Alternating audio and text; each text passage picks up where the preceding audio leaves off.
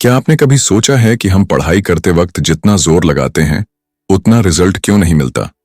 क्या रटने से वाकई याददाश्त बेहतर होती है? और क्या हर रोज एक ही टाइम पर पढ़ना जरूरी है? इन सारे सवालों के जवाब छुपे हैं एक शानदार किताब में, हाउ वी लर्न, जिसे लिखा है बेनेडिक्ट कैरी ने। ये किताब पढ़ाई और सीखने को लेकर हमारी सालों पुरानी सोच को तोड़ती है। बेनेडिक्ट कैरी खुद एक साइंस रिपोर्टर हैं और उन्होंने इस किताब में बताया है कि हमारा दिमाग असल में कैसे सीखता है, वो भी बिना बोर हुए, बिना थकान के। इसमें बताया गया है कि सोना, ब्रेक लेना, दिन में सपने देखना और यहां तक कि डिस्ट्रैक्शंस यानी ध्यान भटकना भी हमारी लर्निंग को इम्प्रूव कर सकता है। इस किताब का मकसद है पढ़ाई को आसान, असरदार और मजेदार बनाना। इसमें ऐसे साइकोलॉजिकल और न्यूरोसाइंस रिसर्च के फाइंडिंग्स हैं जो यह साबित करते हैं कि पारंपरिक पढ़ाई के तरीके हमेशा कारगर नहीं होते। केरी ये बताते हैं कि हमारा दिमाग किस टाइम सबसे ज्यादा अब्जॉर्ब करता है और कब नहीं, कैसे चीजें मिक्स करके पढ़ने से हमारी लॉन्ग टर्म मेमोरी मजबूत होती है। अब आप सोच रहे होंगे, क्या ये सब थ्योरी है? नहीं, इस किताब में रियल लाइफ एग्जाम्पल्स और प्रैक्टिकल टेक्निक्स दी गई हैं जो स्टूडेंट्स, प्रोफेशनल्स और किसी भी सीखने वाले इंसान के लिए लाइफ चेंजिंग हो सकती हैं। और अब इसी बेहतरीन किताब को हम आपके लिए ला रहे हैं हिंदी ऑडियो बुक के रूप में। स्वागत है आपका हिंदी ऑडियो बुक चैनल पर, जहां हम दुनिया की सबसे असरदार किताबों को आपके लिए आसान और दिलचस्प अंदाज में हिंदी में लेकर आते हैं। हमारा मकसद है कि हर वो ज्ञान जो अब तक सिर्फ अंग्रेजी में था, अब हर हिंदी भाषी व्यक्ति तक पहुंचे, वो भी एक कंपेलिंग आवाज और इमोशंस के साथ, ताकि सुनने का अनुभव हो जैसे कोई कहानी चल रही हो। इस सीरीज में हम हाउ वी लर्न की 10 चैप्टर्स को स्टेप बाय स्टेप एक्सप्लोर करेंगे और जानेंगे कि हम कैसे कम समय में ज्यादा याद रख सकते हैं, डिस्ट्रैक्शंस को अपने फायदे में कैसे बदल सकते हैं और एक ऑर्डिनरी लर्नर से एक्सेप्शनल परफॉर्मर कैसे बन सकते हैं। तो बैठ जाइए आराम से, कानों में ईयरफोन लगाइए और चलिए शुरू करते हैं एक ऐसी लर्निंग जर्नी जो आपके सीखने का नजरिया हमेशा के लिए बदल देगी। Chapter 1, 2 fundamentals of forgetting. Harinder एक मेहनती और होशियार लड़का था। वो इंजीनियरिंग की पढ़ाई कर रहा था और उसका सपना था टॉप रैंक लाना। लेकिन एक परेशानी उसके पीछे हमेशा लगी रहती थी, उसे चीजें जल्दी भूल जाती थीं।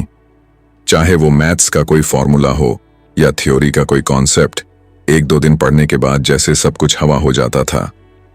वो परेशान हो जाता, खुद को दोष देता और सोचता कि शायद उसमें ही कोई कमी है। हर रोज वो घंटों पढ़ाई करता, लेकिन फिर भी उसे याद नहीं रहता कि पिछली बार क्या पढ़ा था। धीरे धीरे उसके अंदर एक डर बैठ गया, अगर चीजें ऐसे ही भूलता रहा तो आगे क्या होगा। एक दिन कैंपस की लाइब्रेरी में उसकी नजर एक किताब पर पड़ी, हाउ वी लर्न। लेखक थे बेनेडिक्ट कैरी। किताब का टाइटल ही हरिंदर की समस्या से जुड़ा हुआ लगा। उसने सोचा कि शायद इसमें कुछ जवाब मिलेगा। जैसे जैसे उसने पहला चैप्टर पढ़ना शुरू किया, वो हैरान रह गया। उसकी जो धारणा सालों से बनी हुई थी कि भूलना एक कमजोरी है, वो पूरी तरह टूट गई। इस चैप्टर में कैरी बताते हैं कि भूलना दरअसल दिमाग का एक शानदार फीचर है, बग नहीं। हमारा दिमाग हर दिन हजारों सूचनाएं लेता है, लेकिन उनमें से कुछ ही सूचनाएं हमारे लिए जरूरी होती हैं। इसलिए दिमाग एक फिल्टर की तरह काम करता है। वो गैर जरूरी जानकारियों को धीरे धीरे मिटा देता है ताकि जरूरी चीजों के लिए जगह बन सके। हरिंदर को पहली बार समझ आया कि उसका दिमाग कमजोर नहीं बल्कि स्मार्ट है। वो जो चीजें बार बार नहीं दोहराता, उन्हें दिमाग खुद ही हटा देता है। कैरी ने एक रिसर्च का हवाला दिया जिसमें यह पाया गया कि अगर कोई छात्र एक बार पढ़कर भूल जाए, फिर दोबारा पढ़े, तो उसकी समझ और याददाश्त और गहरी हो जाती है। इसे स्पेस्ड रिपीटिशन कहा जाता है। इसका मतलब है रिवीजन के बीच अंतराल रखना। हरिंदर ने तुरंत इस टेक्निक को अपनाया। अब वो रोज रोज एक ही चैप्टर रटने की बजाय पहले दिन पढ़ता, फिर 2 दिन बाद दोहराता, फिर 5 दिन बाद और फिर 1 हफ्ते बाद। पहले उसे अजीब लगा, जैसे कुछ छूट रहा हो, लेकिन धीरे धीरे उसे फर्क दिखने लगा। अब जब वो किसी चीज को दोहराता तो उसे ज्यादा अच्छे से याद होता, जैसे जानकारी दिमाग में गहराई तक बस गई हो। इस चैप्टर में एक और दिलचस्प पॉइंट था। भूलना लर्निंग का दुश्मन नहीं, बल्कि उसका जरूरी हिस्सा है। जब हम कोई चीज भूलते हैं और फिर से याद करते हैं, तो वो जानकारी दिमाग में और भी मजबूती से चिपक जाती है। हरिंदर को अब हर बार जब कोई फॉर्मूला या डेट भूलती, तो वो घबराता नहीं था। वो समझ गया था कि ये भूलना उसके लर्निंग साइकिल का हिस्सा है और अगली बार वो चीज और भी अच्छे से याद होगी। इस चैप्टर ने हरिंदर की पढ़ाई की सोच ही बदल दी। अब वो खुद को दोष नहीं देता था, ना ही हार मानता था। अब उसे समझ आ गया था कि दिमाग कोई हार्ड ड्राइव नहीं है जिसमें सब कुछ हमेशा के लिए सेव रहता है, बल्कि ये एक इंटेलिजेंट सिस्टम है जो जरूरत के हिसाब से चीजों को छांटता है और उन्हें गहराई से याद रखने का मौका देता है। हरिंदर की गिल्ट अब कॉन्फिडेंस में बदल चुकी थी। वो जान चुका था कि भूलना कोई कमजोरी नहीं, बल्कि उसका एलाई है, एक दोस्त जो उसे और बेहतर लर्नर बना रहा है। अब जब भी वो कुछ भूलता, वो मुस्कुराकर कहता, इट्स ओके, अब ये चीज और स्ट्रांगली याद होगी। Chapter 2, the power of spaced rehearsal. Harinder ने अब यह तो समझ लिया था कि भूलना एक कमजोरी नहीं, बल्कि एक नेचुरल प्रोसेस है। लेकिन अब उसके मन में एक नया सवाल खड़ा हो गया था। अगर दिमाग चीजों को भूलने के लिए डिजाइन किया गया है, तो क्या ऐसा कोई तरीका है जिससे वो उसी दिमाग को ट्रिक करके ज्यादा देर तक चीजें याद रख सकता है? क्या कोई ऐसी स्ट्रेटजी है जो उसे बार बार रटने से बचा सके और फिर भी जानकारी लंबे वक्त तक उसके दिमाग में बनी रहे? इन्हीं सवालों के जवाब उसे किताब के दूसरे चैप्टर में मिले, जहां बेनेडिक्ट कैरी ने स्पेस्ड रिहर्सल की ताकत के बारे में विस्तार से बताया। कैरी कहते हैं कि हम जितनी बार और जितनी जल्दी किसी जानकारी को दोहराते हैं, उतनी ही जल्दी हम उसे भूल भी जाते हैं, क्योंकि दिमाग इसे एक लो एफर्ट टास्क मान लेता है। अगर आप एक ही दिन में 5 बार किसी चैप्टर को रटते हो, तो दिमाग को यह सिग्नल जाता है कि यह जानकारी बहुत आसानी से मिल रही है और इसलिए वो उसे गहराई से प्रोसेस नहीं करता। हरिंदर को यह बात एकदम नए तरीके से सोचने पर मजबूर कर गई। उसने खुद को याद किया कितनी बार वो एक चैप्टर को सुबह शाम रटने की कोशिश करता था। उसे लगता था कि ज्यादा बार पढ़ने से चीजें पक्की हो जाएंगी, लेकिन कुछ ही दिनों में वो सब कुछ ऐसे गायब हो जाता जैसे उसने कभी पढ़ा ही नहीं था। कैरी ने समझाया कि दोहराने के बीच का अंतराल यानी स्पेसिंग असल में दिमाग को दोहराव के वक्त थोड़ा संघर्ष करने पर मजबूर करता है। जब हम किसी टॉपिक को थोड़ा भूल चुके होते हैं और फिर उसे याद करने की कोशिश करते हैं, तो उस मेहनत की वजह से दिमाग उसे और गहराई से याद रखता है। इसे कहा जाता है डिजायरेबल डिफिकल्टी, यानी ऐसा संघर्ष जो सीखने के लिए फायदेमंद हो। हरिंदर को यह कॉन्सेप्ट एकदम ताजा हवा जैसा लगा। अब उसे समझ आने लगा था कि अगर दोहराव के बीच थोड़ी दूरी रखी जाए, तो याददाश्त पर उसका असर कई गुना ज्यादा होता है। हरिंदर ने खुद पर एक प्रयोग किया। उसने अपनी पढ़ाई की एक लिस्ट बनाई और हर टॉपिक के लिए एक स्पेस्ड रिहर्सल शेड्यूल बनाया। पहले दिन वो नया टॉपिक पढ़ता, फिर अगले 2 दिन बाद उसे दोहराता, फिर 5 दिन बाद और फिर 1 हफ्ते बाद। हर बार जब वो उस टॉपिक की तरफ लौटता, उसे लगता कि उसे कुछ याद नहीं आ रहा, लेकिन जैसे ही वो थोड़ा सोचता और याद करने की कोशिश करता, उसकी आंखें चमक उठती। वो टॉपिक दिमाग में वापस उभर आता और इस बार और भी गहराई से। अब उसे रट्टा नहीं मारना पड़ता था, ना ही चैप्टर को लाइन दर लाइन याद करने की कोशिश करनी पड़ती थी। उसका दिमाग खुद उस जानकारी को रिकंस्ट्रक्ट कर रहा था। इस चैप्टर में कैरी ने कुछ स्टडीज का भी जिक्र किया, जहां छात्रों के 2 ग्रुप बनाए गए।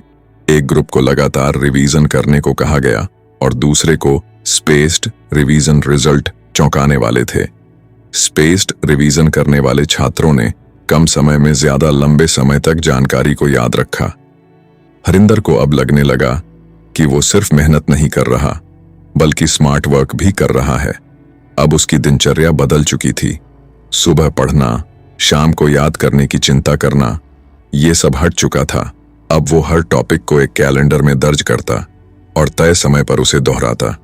उसने देखा कि ये न सिर्फ उसकी पढ़ाई को आसान बना रहा है, बल्कि उसे और कॉन्फिडेंट भी कर रहा है। जब दोस्तों के बीच किसी टॉपिक पर बात होती, तो हरिंदर बिना किताब देखे उसकी गहराई तक बात कर सकता था।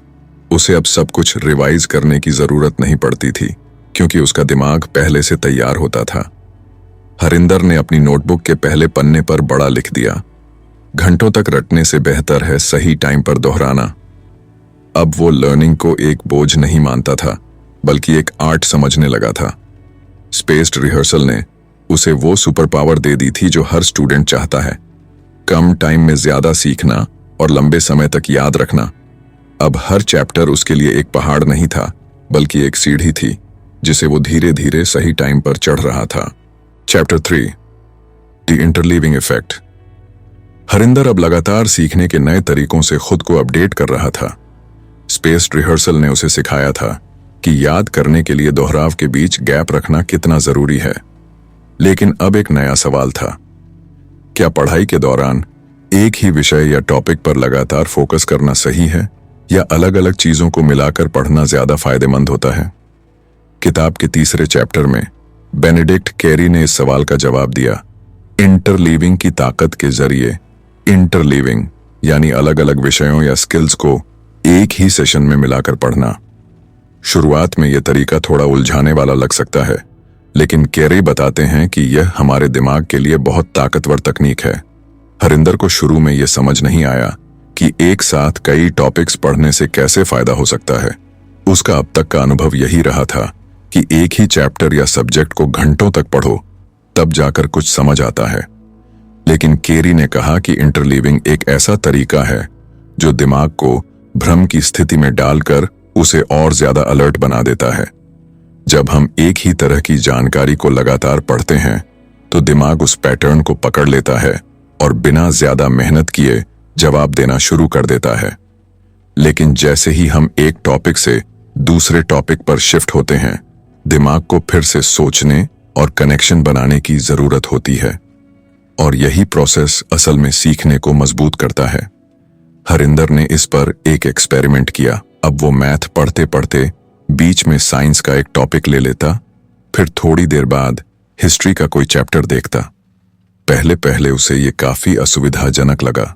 उसे लगने लगा कि उसका ध्यान भटक रहा है और दिमाग ठीक से फोकस नहीं कर पा रहा।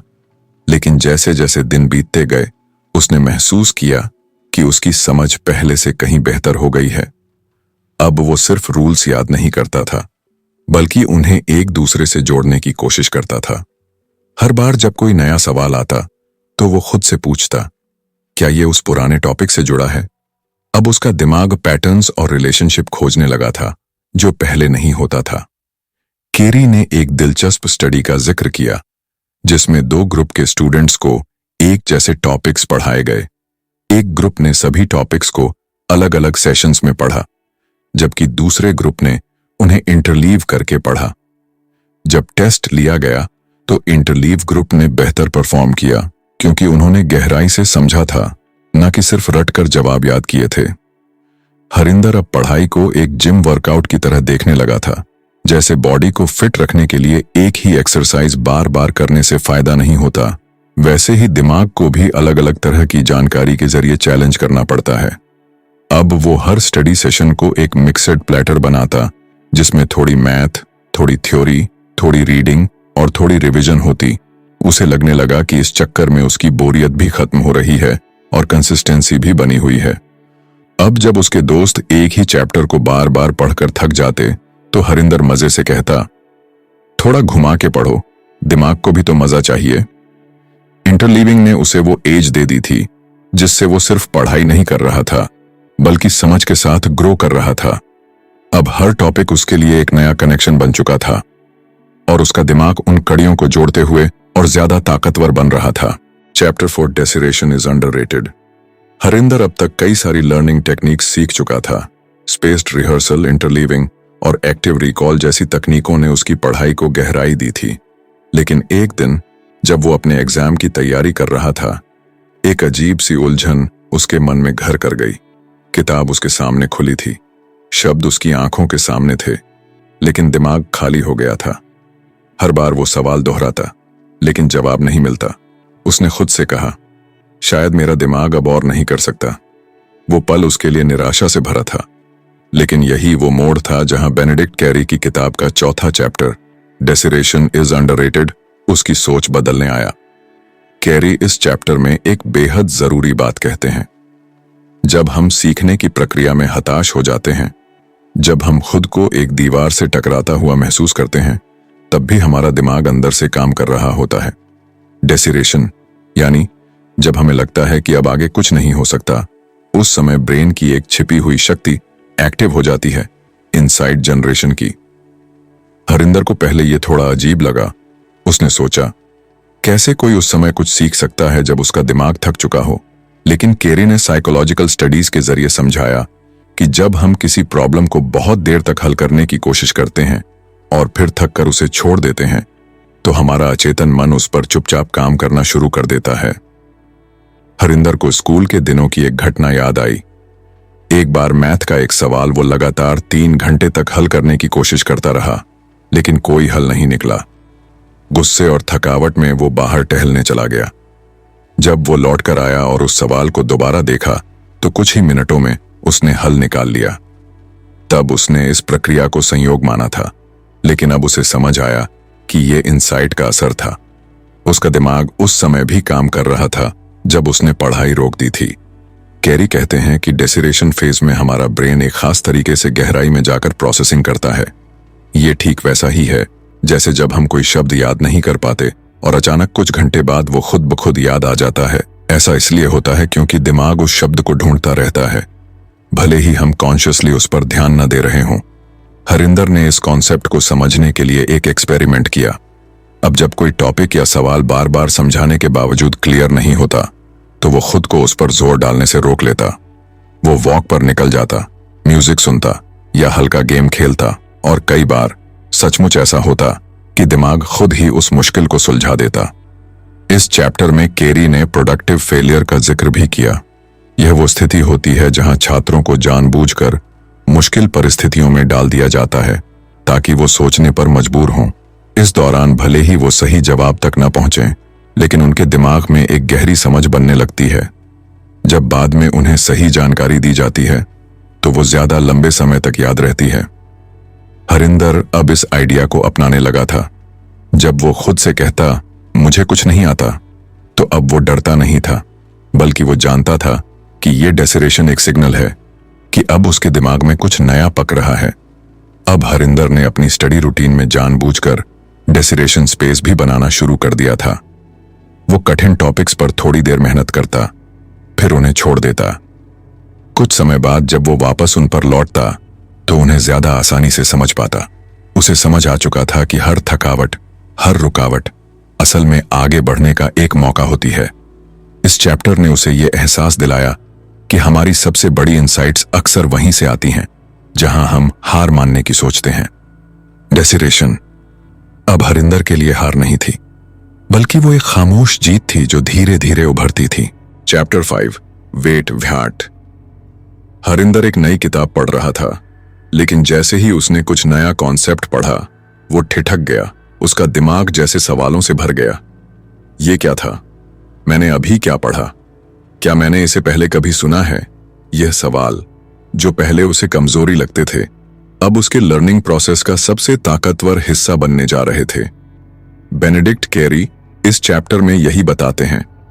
सीखने की प्रक्रिया का पहला और सबसे जरूरी पड़ाव है अचरज या कंफ्यूजन। जब हमारा दिमाग किसी इंफॉर्मेशन को लेकर रुकता है, सोचता है और फिर सवाल पूछता है, तभी असली लर्निंग शुरू होती है। हरिंदर को याद आया कि जब वो किसी लेक्चर में एकदम चुपचाप बैठकर सब कुछ सुनता रहता था, तो बहुत कम याद रहता था।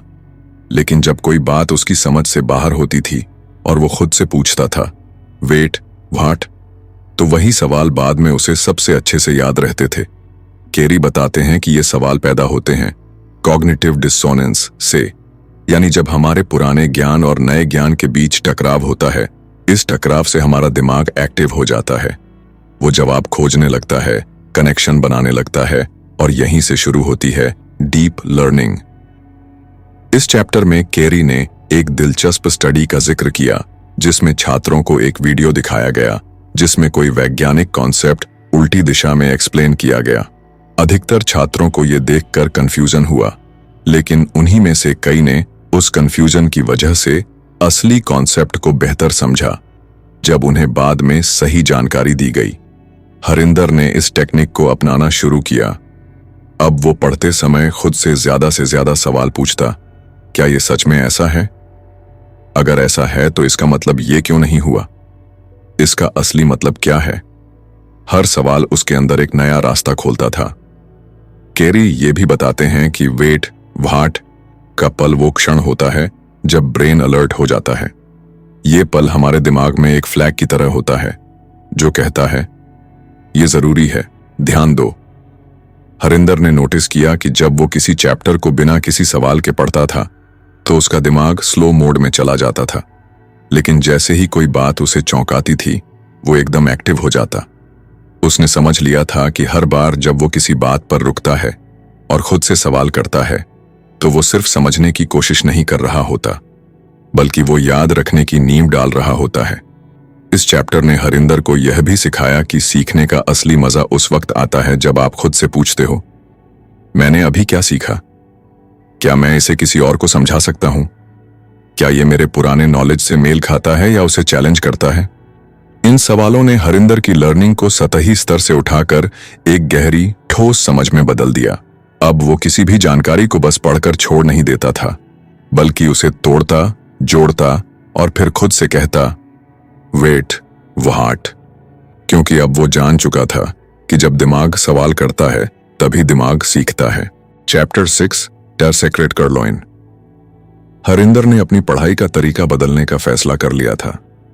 अब वो सिर्फ किताबें नहीं पढ़ता था, बल्कि ये सोचता था कि दिमाग कैसे काम करता है। बेनेडिक्ट केरी इस चैप्टर में एक बेहद दिलचस्प कहानी बताते हैं कर्लोइन की, जो एक मामूली महिला थी, लेकिन उसके पास एक असाधारण आदत थी। वो अपने हर काम को एक खास रूटीन में बदल चुकी थी। वो सुबह उठते ही ब्रश करती, फिर टेबल पर बैठकर लिखती और फिर बाहर टहलने निकल जाती। उसका दिमाग जानता था कि अब क्या होने वाला है और यही उसकी ताकत बन गई थी। केरी बताते हैं कि जब हम एक तय रूटीन या पैटर्न बनाते हैं तो हमारा दिमाग उसे पहचान लेता है और उस पर स्विच करने के लिए कम एनर्जी खर्च करता है। इससे दिमाग बाकी जरूरी कामों पर फोकस कर सकता है, जैसे नई जानकारी को समझना और याद रखना। हरिंदर ने गौर किया कि जब वो रोज अलग अलग समय पर पढ़ाई करता था, या कभी किताब लेकर बिस्तर पर, कभी कुर्सी पर, तो उसका ध्यान भटक जाता था। लेकिन जब उसने एक खास जगह तय की, एक टाइम फिक्स किया और एक ही रूटीन अपनाया, तो उसकी लर्निंग क्वालिटी अचानक बढ़ गई। उसका दिमाग अब समझ चुका था कि ये पढ़ाई का टाइम है। केरी बताते हैं कि ब्रेन को ट्रिगर चाहिए होता है, एक सिग्नल जो उसे बताता है कि अब कौन सी एक्टिविटी शुरू हो रही है। जैसे ही कर्लोइन अपनी डेस्क पर बैठती थी, उसका दिमाग ऑटोमेटिकली वर्क मोड में चला जाता था। हरिंदर ने भी यही तकनीक अपनाई। वो एक खास नोटबुक, एक खास पेन और एक फिक्स कोना इस्तेमाल करने लगा। धीरे धीरे उसका ब्रेन उस पैटर्न को समझ गया और हर बार उसी फोकस के साथ काम करता। केरी कहते हैं कि सेक्रेट कर्लोइन का राज यही था, एक पैटर्न बनाना और उसे दोहराना जब तक कि वो दिमाग में छप न जाए। हरिंदर को अब एहसास हुआ कि रूटीन का मतलब बोरिंग होना नहीं होता, बल्कि ये दिमाग को सिग्नल देने का सबसे प्रभावशाली तरीका है। एक बार जब दिमाग जान जाता है कि क्या करना है, तो वो रजिस्ट नहीं करता, बल्कि वो उस काम में बेहतर परफॉर्म करता है, चाहे वो पढ़ाई हो, क्रिएटिव राइटिंग हो या कोई प्रेजेंटेशन तैयार करना हो। इस चैप्टर ने हरिंदर को एक सिंपल लेकिन पावरफुल तरीका सिखाया। सीखना सिर्फ मेहनत से नहीं होता, सिस्टम से भी होता है। और जब सिस्टम तैयार हो जाए तो दिमाग बिना रुके, बिना थके सीखना शुरू कर देता है। Chapter 7 the power of practice. Harinder अब सीखने की प्रक्रिया को लेकर पहले से कहीं ज्यादा गंभीर हो गया था। वो अब जान गया था कि सिर्फ पढ़ना या जानकारी लेना ही काफी नहीं होता, बल्कि उस जानकारी को दोहराना, उसे अलग अलग संदर्भों में इस्तेमाल करना और सबसे जरूरी लगातार प्रैक्टिस करना ही असली लर्निंग होती है।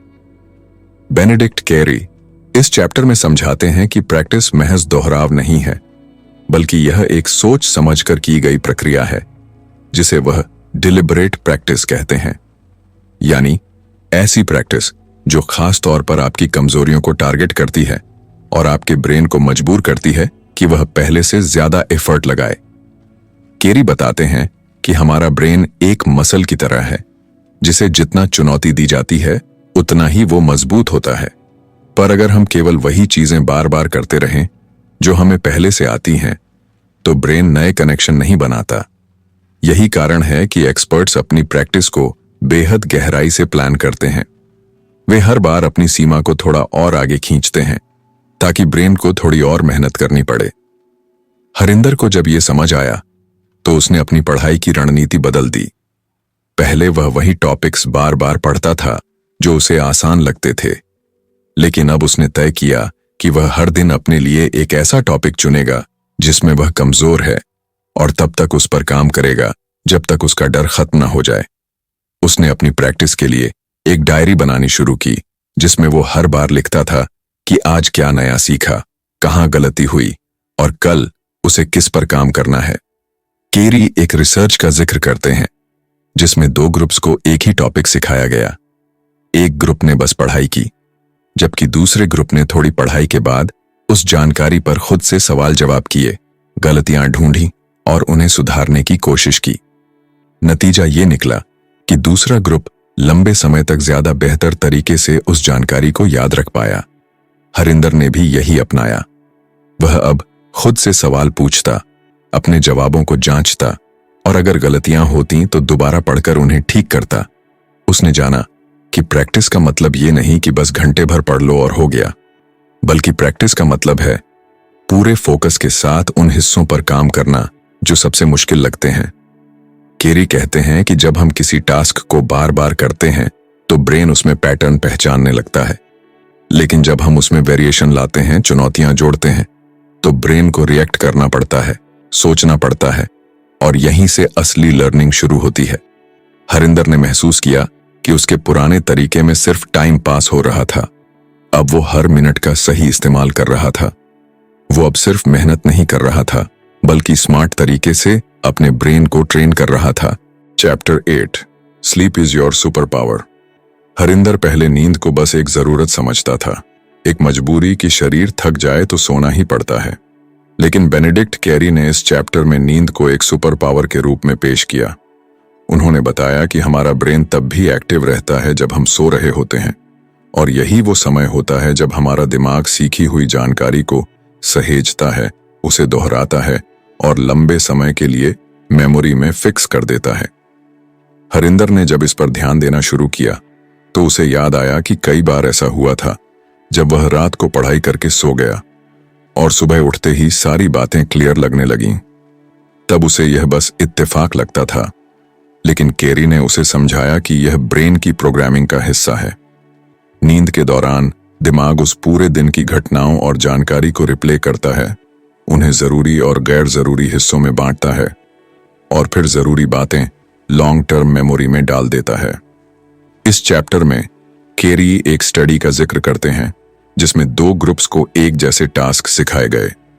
एक ग्रुप को पूरी नींद दी गई जबकि दूसरे ग्रुप को कम सोने दिया गया। नतीजे हैरान करने वाले थे। जिस ग्रुप ने पूरी नींद ली थी उन्होंने न सिर्फ बेहतर परफॉर्म किया बल्कि उनके ब्रेन स्कैन में यह भी देखा गया कि उनकी मेमोरी स्ट्रांग हुई थी और उनमें क्रिएटिविटी भी बढ़ी थी।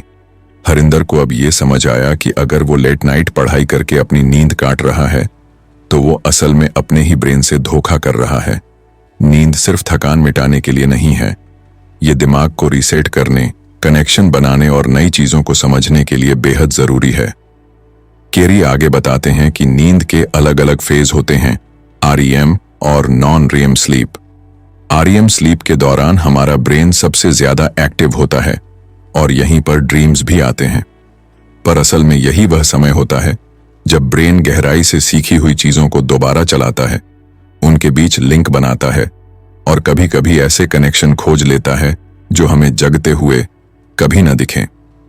हरिंदर ने इस बात को गंभीरता से लिया और अपनी नींद की क्वालिटी सुधारने के लिए एक रूटीन बना डाली। वह अब हर रात एक तय समय पर सोता, मोबाइल बंद करता, कमरे की लाइट धीमी करता और खुद को शांत करता।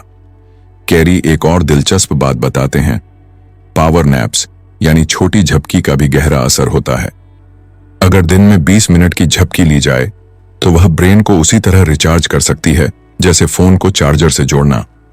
हरिंदर अब जब दिन भर में थकान महसूस करता तो किताबों से लड़ने की बजाय 20 मिनट की नैप लेता और फिर तरोताजा होकर दोबारा फोकस करता। इस चैप्टर ने हरिंदर को सिखाया कि नींद कोई वेस्ट ऑफ टाइम नहीं है, बल्कि यह लर्निंग का सबसे अहम हिस्सा है। जितना अच्छा वह सोएगा उतना अच्छा वह सीखेगा, और जब दिमाग तरोताजा हो तब कोई भी जानकारी गहराई तक उतरती है। अब हरिंदर जान चुका था कि अगर वह अपने ब्रेन की इस सुपर पावर का सही इस्तेमाल करेगा तो उसकी पढ़ाई न सिर्फ आसान होगी बल्कि याददाश्त और समझ दोनों में चमत्कारी सुधार आएगा। Chapter 9 emotional characters. हरिंदर अब तक लर्निंग को एक सीधी प्रक्रिया मानता था, पढ़ो, समझो और याद रखो। लेकिन इस चैप्टर में आते ही उसका नजरिया पूरी तरह बदल गया। बेनेडिक्ट कैरी ने शुरुआत ही एक चौंकाने वाले विचार से की। हमारा दिमाग सिर्फ जानकारी इकट्ठा करने वाली मशीन नहीं है, बल्कि वो उन बातों को ज्यादा अच्छी तरह से संभाल कर रखता है जो हमारी भावनाओं से जुड़ी होती हैं। हरिंदर यह सुनकर चौंक गया, क्योंकि उसे याद आया कि उसने क्लास 5 में एक कहानी पढ़ी थी जिसमें एक छोटा बच्चा अपनी मां को बचाने के लिए जंगल में भटकता है। वो कहानी आज भी उसे जस की तस याद थी, जबकि बाकी सब पाठ वो कब का भूल चुका था। क्योंकि उस कहानी ने उसे भावनात्मक रूप से झकझोर दिया था। केरी ने इसी बात को वैज्ञानिक ढंग से समझाया। जब हम किसी जानकारी को इमोशंस के साथ जोड़ते हैं तो ब्रेन उस पर स्पेशल अटेंशन देता है। एमिग्डाला नाम का ब्रेन का एक हिस्सा तब एक्टिव होता है और वह उस मेमोरी को प्रायोरिटी लिस्ट में ऊपर रख देता है। हरिंदर को समझ आया कि उसकी पढ़ाई में जो बातें उसे लंबे समय तक याद रहीं, वो केवल इसलिए नहीं थीं कि वह उन्हें ज्यादा बार दोहराता था, बल्कि इसलिए भी कि वे किसी न किसी भाव से जुड़ी थीं। कभी डर, कभी खुशी, कभी आश्चर्य। केरी ने कई रिसर्च का हवाला दिया जिनमें यह दिखाया गया कि जब किसी कंटेंट को स्टोरी की तरह पेश किया जाता है, जिसमें किरदार होते हैं, संघर्ष होता है और भावनाएं होती हैं, तो ब्रेन उसे कहीं बेहतर तरीके से प्रोसेस करता है। हरिंदर को एक स्टडी बहुत दिलचस्प लगी जिसमें 2 ग्रुप्स को एक जैसे फैक्ट्स दिए गए, एक को सीधा लिस्ट के रूप में, दूसरे को एक इमोशनल स्टोरी के जरिए। कुछ हफ्तों बाद जब बच्चों से पूछा गया तो स्टोरी ग्रुप को वो फैक्ट्स न सिर्फ ज्यादा याद थे, बल्कि वे उन्हें समझ भी पाए थे। हरिंदर ने तय कर लिया कि वह अब हर टॉपिक को एक कहानी में बदल देगा। जैसे अगर वह फ्रेंच रिवॉल्यूशन पढ़ेगा तो वो खुद को एक उस दौर का आम नागरिक मानेगा जिसे रोटी नहीं मिलती, जो राजा से नाराज है और जिसने पहली बार स्वतंत्रता शब्द सुना है। वो उस गुस्से को महसूस करेगा, उस उम्मीद को जिएगा और तभी उस इतिहास को वो अपने भीतर उतार पाएगा। केरी ने यह भी बताया कि इमोशनल कैरेक्टर्स लर्निंग को केवल यादगार ही नहीं बनाते, बल्कि यह हमें विषय से एक गहरा रिश्ता बनाने में मदद करते हैं। हरिंदर ने अब मैथ्स के फार्मूले भी कहानियों में ढालने शुरू कर दिए। पाइथागोरस थ्योरम अब बस A2 + B2 ऑन C2 नहीं रहा, बल्कि एक राजा की कहानी बन गया जो अपने राज्य के 2 हिस्सों को एक सीधी लाइन से जोड़ना चाहता है। हर सवाल अब खेल बन गया, हर चैप्टर अब थिएटर। इस चैप्टर में केरी ने एक और गहरी बात कही। हमारे दिमाग के लिए भावनाएं दिशा देने वाले कंपास की तरह होती हैं। जो चीज हमें छू जाती है वो हमारे भीतर गहराई से उतर जाती है। हरिंदर अब जब पढ़ता है तो सिर्फ आंखों से नहीं, दिल से भी पढ़ता है। हर टॉपिक को अपनी जिंदगी से जोड़ने की कोशिश करता है। हर विचार में एक भावना खोजता है और जब भी वह किसी बात को पूरी तरह महसूस करता है, वो बात उससे कभी नहीं छूटती। Chapter 10 the future of learning. Harinder की जिंदगी में अब तक बहुत कुछ बदल चुका था। एक वक्त था जब पढ़ाई उसके लिए एक बोझ थी, कुछ याद रखना, एग्जाम देना और फिर भूल जाना। लेकिन अब बेनेडिक्ट कैरी की किताब के 10वें और आखिरी चैप्टर में पहुंचकर हरिंदर को यह एहसास हुआ कि लर्निंग सिर्फ एक स्किल नहीं, बल्कि एक आर्ट है। इस चैप्टर में कैरी ने उस भविष्य की झलक दिखाई जहां लर्निंग केवल स्कूल, कॉलेज या किताबों तक सीमित नहीं रहेगी, बल्कि वो हमारी रोजमर्रा की जिंदगी का हिस्सा बन जाएगी। कैरी ने बताया कि आने वाले समय में वो लोग सफल होंगे जो यह समझ जाएंगे कि सीखने का सबसे बड़ा हथियार लचीलापन है, यानी फ्लेक्सिबिलिटी ऑफ माइंड। हरिंदर ने गौर किया कि जब वो अपनी पुरानी पढ़ाई की आदतों से चिपका हुआ था, तब उसका दिमाग बंद दरवाजे जैसा था। लेकिन जैसे ही उसने spacing effect, interleaving, emotional characters जैसे तरीकों को अपनाना शुरू किया, वो दरवाजा धीरे धीरे खुलने लगा। अब वो हर अनुभव से कुछ सीखता है।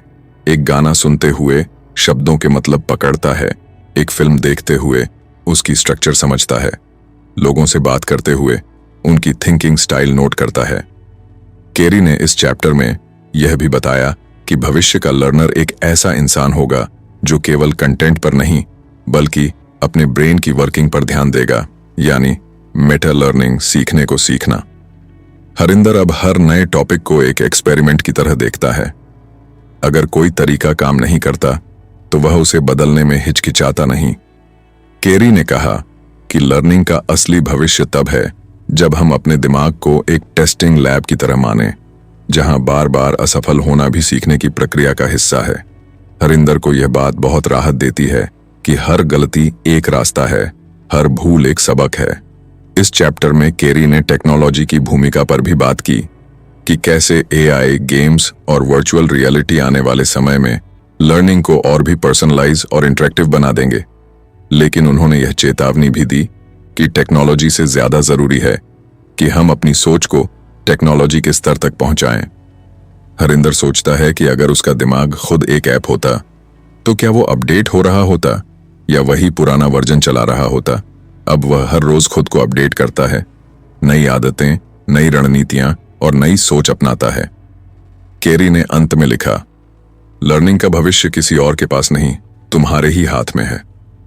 तुम्हारा ब्रेन जितना जटिल है उतनी ही जरूरी है उसकी समझ। हरिंदर ने इस चैप्टर को पढ़ते ही अपनी नोटबुक में बड़े अक्षरों में लिख लिया, सीखना रुकता नहीं, सिर्फ तरीका बदलता है। अब वह किताब बंद करता है, लेकिन उसका दिमाग और दिल पूरी तरह खुल चुके हैं। केरी की लिखी हर बात अब उसके भीतर गूंज रही है, जैसे कोई नई यात्रा शुरू होने वाली हो। यह चैप्टर आखिरी था, लेकिन हरिंदर के लिए यह एक नई शुरुआत थी, सीखने की एक आजाद, लचीली और गहराई से भरी दुनिया की शुरुआत।